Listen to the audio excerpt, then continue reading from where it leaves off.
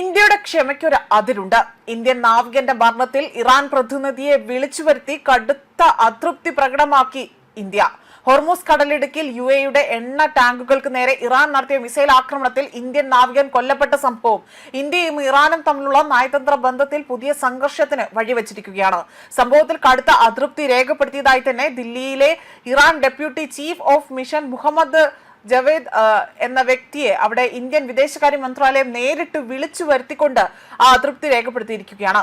America ടെഹ്റാനെ ലക്ഷ്യമിട്ടുകൊണ്ട് നടത്തിയ പുതിയ ആക്രമണങ്ങൾക്ക് പിന്നാലെയായിരുന്നു ഹോർമൂസ് കടലിടുക്കിലൂടെ സഞ്ചരിക്കുന്ന യുഎഇയുടെ ആ ഒരു എണ്ണ ടാങ്കറുകൾക്ക് നേരെ ഇറാന്റെ ക്രൂയിസ് മിസൈലുകൾ ആക്രമണം നടത്തിയത്. ആക്രമണത്തിൽ ഒരു ഇന്ത്യൻ നാവികന്റെ ജീവൻ നഷ്ടമായത് ഇപ്പോൾ കടുത്ത നിലപാടുകളിലേക്കാണ് എത്തിച്ചിരിക്കുന്നത്.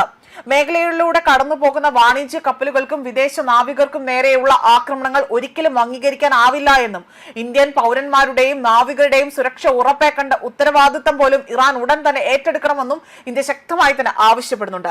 പശ്ചിമേഷ്യയിൽ അമേരിക്ക ഇറാൻ സംഘർഷം വീണ്ടും രൂക്ഷമാകുന്ന സാഹചര്യത്തിൽ ഇന്ത്യയുടെ ഈ നയതന്ത്ര ഇടപെടൽ മേഖലയിൽ കൂടുതൽ നിർണായക രാഷ്ട്രീയ ചലനങ്ങൾക്ക് വഴിവെച്ചേക്കും. മാത്രമല്ല, പശ്ചിമേഷ്യ വീണ്ടും സംഘർഷഭരിതമാവുകയാണ്. ഇറാനെ ലക്ഷ്യമാക്കി കനത്ത വ്യോമാക്രമണമാണ് ഇപ്പോൾ യുഎസ് നടത്തിയിരിക്കുന്നത്. ഇറാന്റെ 6 പ്രധാന നഗരങ്ങളിൽ ശക്തമായ ആക്രമണങ്ങൾ നടത്തിയതായിട്ടുള്ള ബന്ധപ്പെട്ട സാറ്റലൈറ്റ് ചിത്രങ്ങൾ പുറത്തു വന്നിട്ടുണ്ട്. 6 നഗരങ്ങളിലെ തന്ത്രപ്രധാന സൈനിക കേന്ദ്രങ്ങളിലാണ് അമേരിക്കൻ സൈന്യം ശക്തമായ വ്യോമാക്രമണം നടത്തിയിരിക്കുന്നത്. 5 മണിക്കൂർ നീണ്ടുനിന്ന സൈനിക ദൗത്യം ജൂലൈ 13 രാത്രി 10:15 അതായത് ഇന്ത്യൻ സമയം ജൂലൈ 14 രാവിലെ 7:45 പൂർത്തിയായതായി തന്നെ യുഎസ് സെൻട്രൽ കമാൻഡ് അറിയിച്ചു. ഇറാനെ പൂർണ്ണമായും ഇല്ലാതാക്കാനുള്ള നീക്കത്തിന്റെ ആദ്യ പടിയായി തന്നെയാണ് ഇപ്പോൾ ഇത് നടക്കുന്നത്. കൊല്ലപ്പെട്ട മുൻ പരമോന്നത നേതാവ് അയത്തുള്ള അലി ഖൊമേനിയുടെ ശവസംസ്കാര ചടങ്ങുകൾ അവസാനിക്കാൻ കാത്തിരിക്കുകയായിരുന്നു അമേരിക്ക. ഇറാനെ തകർത്ത് തരിപ്പണമാക്കാനുള്ള ദൗത്യം ഏറ്റെടുക്കുകയാണ് ഇവിടെ ചെയ്തിരിക്കുന്നത്. മാത്രമല്ല, ഹോർമൂസിൽ ഇറാൻ യുദ്ധപ്രഖ്യാപനമാണ് നടത്തുന്നത്.